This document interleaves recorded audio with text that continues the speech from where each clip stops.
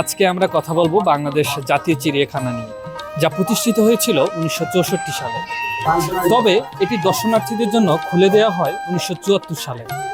এর ইতিহাস শুরু হয়েছিল 1950 সালে ঢাকার হাইকোর্ট চত্বরের ছোট্ট একটি জু বা চিড়িয়াখানা হিসেবে।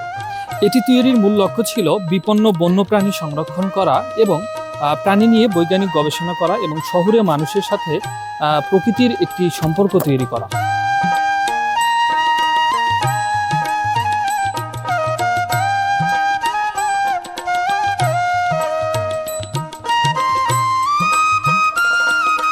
এটি বিশ্ব চিড়িয়াখানা ও অ্যাকুরিয়াম সংস্থা এবং দক্ষিণ এশীয় চিড়িয়াখানা নেটওয়ার্কের সদস্য।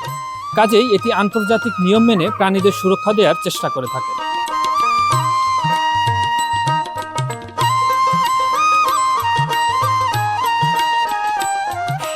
এই চিড়িয়াখানার মোট আয়তন 186.63 একর, যা দক্ষিণ এশিয়ার একটি বৃহত্তম চিড়িয়াখানা।